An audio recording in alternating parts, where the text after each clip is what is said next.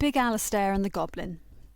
Once upon a time, well, back in the late 18th century if you want to be a bit more precise, up in the Scottish Highlands lived a man called Alasdair Mor a Bhochdain, who worked on the Invergary estate in the Great Glen.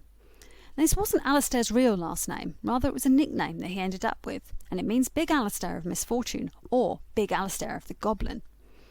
Indeed, Alasdair was a big man, big, broad and very, very strong, but he wasn't just famous for his strength, but also for his uncanny ability for predicting the future, which he got from, yes, you guessed it, a goblin. On long, dark winter nights, back when there wasn't as many ways for folks to amuse themselves, Big Alasdair would go up to Invergary House and entertain people with feats of strength. One wild, windy and bright full moon night, Big Alasdair was on his way home from one such evening when he saw a huge black dog crossing the road in front of him. Initially he thought it was just one of the hounds of Invergary House that had gotten loose, so he told the dog firmly to go home like a good boy. Only this was no ordinary dog. In a black swirl of smoke, the dog transformed into a goblin, who immediately challenged Big Alasdair to a fight. Big Alasdair agreed, and the two set to. They were fairly evenly matched and fought until the very first rays of the sun appeared, at which point the goblin ran away, lest he be touched by the light and turned to stone. It seems the two rather enjoyed sparring with each other at this stage. Big Alasdair couldn't often find anyone equal to his strength and skill, and neither, it seems, could the goblin, because over time they held many of these fights between them.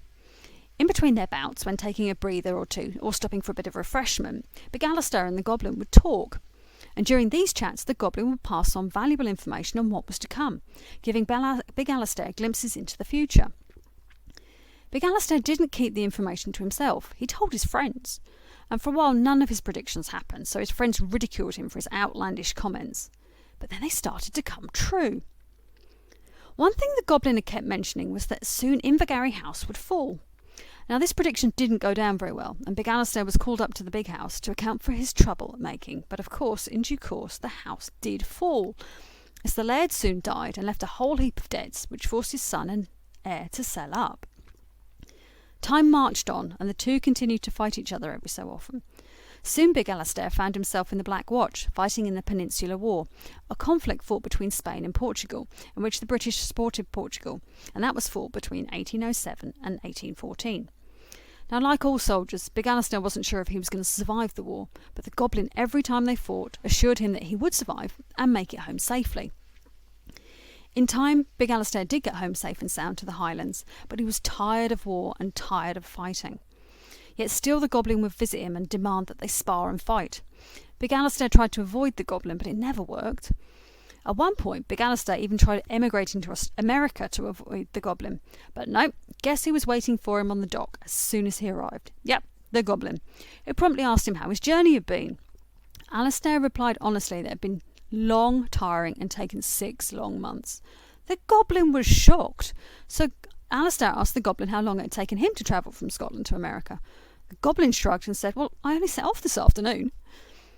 The years wore on, and Big Alasdair began to become old and frail. Yet still the goblin visited and fought with him.